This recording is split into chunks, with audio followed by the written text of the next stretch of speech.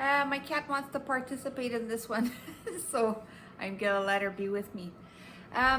This is Molly. Molly? Hi? No? Okay.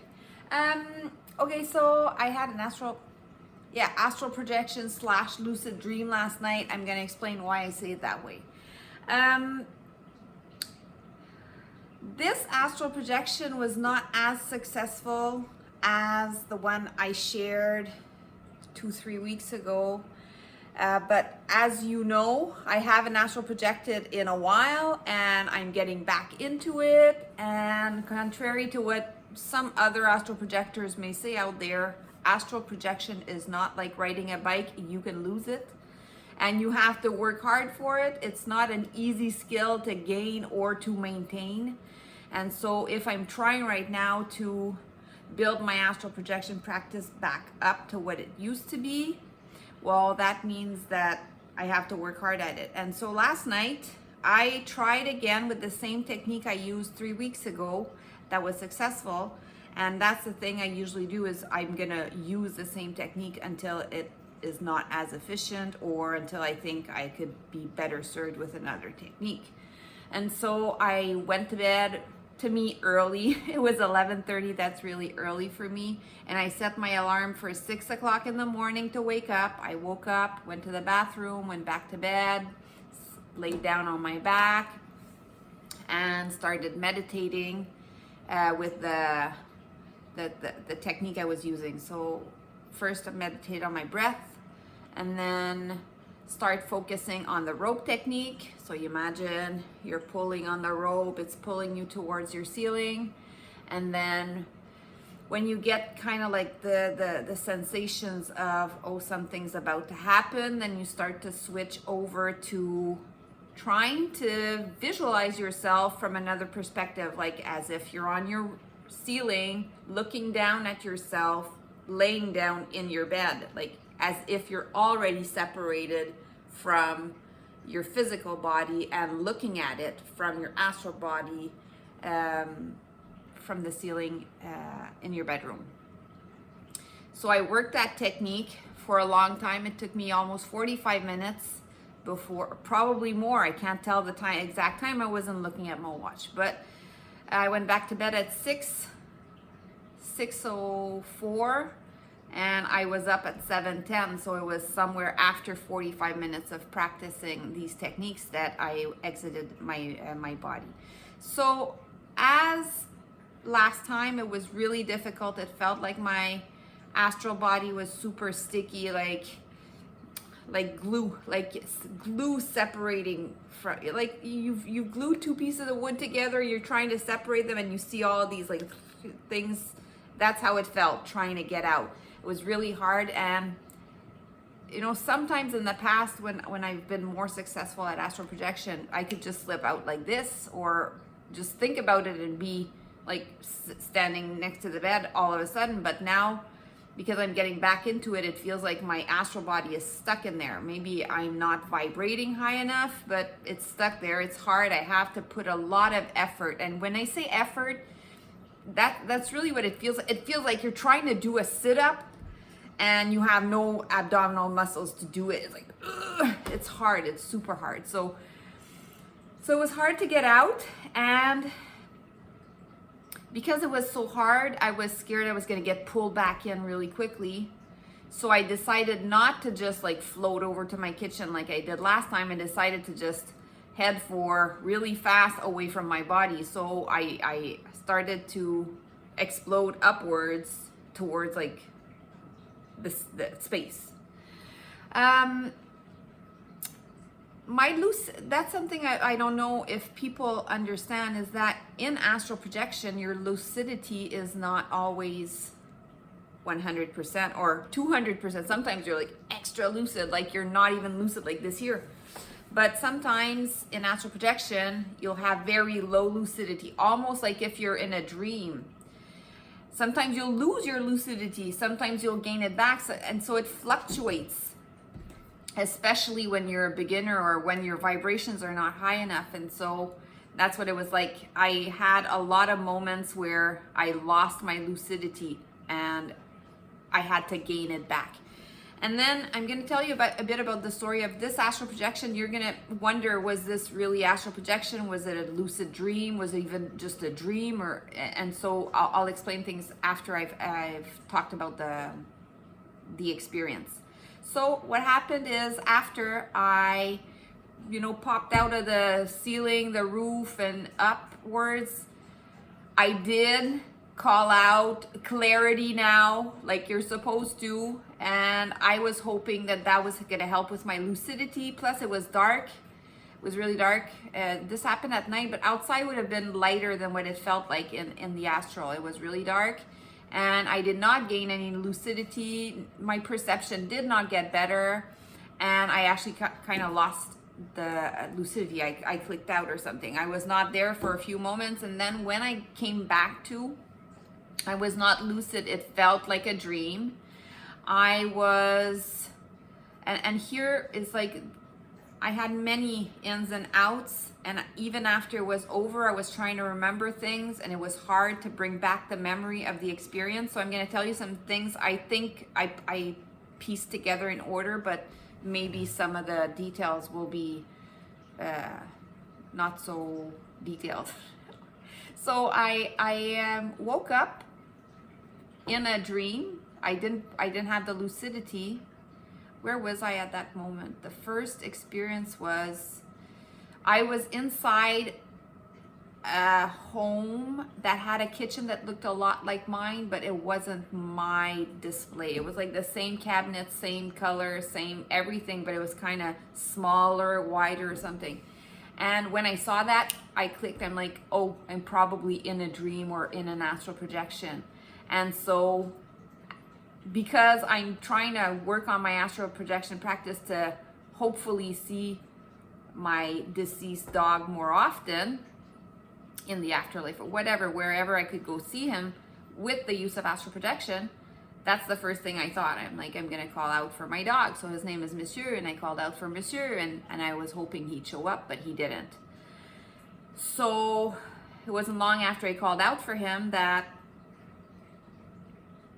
I was out of the astral projection again. Like I was not there. I was not lucid. And then I found myself in my bed, and my daughter arrived in my bedroom, said, you got to come with me, hurry, it's important. And this is not the first time that, it's not the first time this has happened to me. Inside my bedroom, it feels real. It feels like you're really being woken up.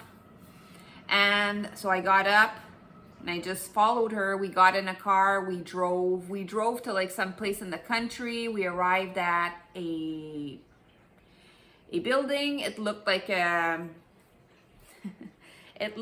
place where like a sugar shack, like a kind of rustic kind of house in the woods. But it was actually a restaurant, and we parked in the parking lot. We were the first ones to get there with this other woman that was arriving there. And we followed her in. It was dark inside, and she went to open the lights. This was a restaurant kind of place, and she was opening the restaurants, and we were the first clients. And as she opened the lights, I realized that I was wearing nothing from the bottom down. And I looked at my daughter and I said, why are you bringing me here? I'm not even dressed. And I was embarrassed, and I turned around and I started walking back to my car. And as I'm walking back, for some reason, I was kind of like really low to the ground, almost like flying or hovering horizontally above the ground in the parking lot. And people were coming in, and then for no apparent reason, I find a pair of pajama pants right there in the parking lot. I grabbed them, and that's when I realized, wait, like, this doesn't make sense that I be here naked. Like, I find pajama pants in a parking lot. And so I became lucid. As I became lucid, whenever I become lucid, whether it's in a dream or in an astral projection, either one, first thing I do, I try to fly to prove to myself, yeah, okay, I'm not in reality. And so I tried to fly. I did. I raised up into the sky, whatever. And then first thing I did is I called out for my dog. Monsieur, are you here? And people were there in the parking lot looking at me. I'm like, I don't care. I couldn't find Monsieur, but there was another dog. I went and I pet the dog. And then I lost lucidity again. And then there was a third part of a dream. In that dream, I did not become lucid, but there was something very odd about it too. Like I was eating in the car, breakfast, but my sausage that I was eating for like a breakfast sausage, I looked at it, I was eating it. I started to look at what I had as food, and it looked exactly like this cushion that was right there beside me. And I'm like, why am I, like, I don't understand why my sausage is made out of yarn. And so then I lost lucidity. I was back in my bed. I woke up. I was super tired. I didn't even want to, you know, I always record my dreams or my astral projections if they seem important to record. And so I'm like, oh, I have to record this. And I was so tired, I didn't want to. And even before I started recording, I laid there and I tried to remember all the details. And it was really hard to bring back the memories. And it took me a while before I said, ugh. So I did record them, and now I'm recording this video for you guys because this is kind of like an astral projection training experience, because some astral projections are going to be way more fun than this or interesting than this, and you get to do more. But as a person who hasn't astral projected in a while, and I remember it was like this as well when I started astral projecting, is that you have to put the work in. You do have to work on bringing back memories. So you do have to journal your dreams and your astral projection efforts and what you think you experienced and stuff. You do have to work that part of the physical brain that needs to bring back information from the other dimensions you visit. And so today there was a lot of work on that, like trying to bring back and, you know, work it so that, yeah, so that's one of the skills that I guess I have to be working on that's not as efficient as it used to be. And then the other thing about astral projection is you have to work on being lucid. A lot of people astral projected, they don't remember. They leave their body at night and they had an experience, they thought they were flying, and they're like, oh, it felt so real, but you don't remember everything. Or sometimes you just wake up and you're like, I feel like I've just done something super important and I can't remember what. And so when you're in the astral, you do have to work on being lucid. And that's not just something you work on when you're out there. It's something you work on through meditation and stuff like that. I've been working on that, and hopefully and I'm going to continue to work on that. And hopefully my astral projections in the future will be more interesting. I'll be more lucid. I'll be able to do more. And then, you know, there's always the question of what's the difference between astral projection and lucid dreaming. And this is a good example of that. And I guess initially it's harder to tell. Even with some experience, sometimes you're not sure. But for me, because of my past experience, this felt more like an astral projection than a lucid dream, because in the past, I've often had one spirit guide, more than one, but one in particular helped me out in my astral projections to become lucid. So this entity or spirit would make me do silly, absurd things just so that I'd realize, oh my God, this is not normal. I'm not in reality.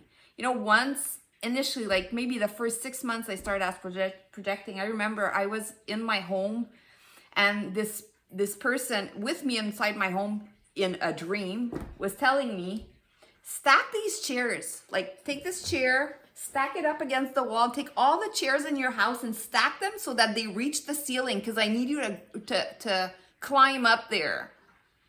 And I was stacking, you know, like you do dumb things in dreams and you don't know why, but it was so not normal that I didn't have a choice but to be like, why am I doing this? Like, and to realize this was not normal and to become lucid. So this spirit was always the same one, trying to make me do things. And this, at the time, they shape-shifted and used the same body form as my eldest sister. And so I would have never questioned my older sister, and for her to be making me do something silly like this made it even more absurd, made it more probable that I would realize it's not normal. And so last night, being with my daughter in here and her bringing me out of my room, bringing me naked to a restaurant, and it was just so similar to some past experiences that I remember from my experience that I'm pretty sure this is my spirit guide trying to help me train to be more lucid in my astral projections. So for now, this is just, a weird kind of experience. It's still worth it to mention because people might have experiences like this and don't realize that this is actually something they can use to train their skills to astral project. And so I wanted to share. I hope you enjoy. I know this video is getting long. If you have questions, you can write your questions in the comments below. If you like it, please give me a thumbs up. And thank you for watching me. I like sharing these stories. This is something I'm very passionate about, so I'm happy I have an outlet to tell people about it. See you soon.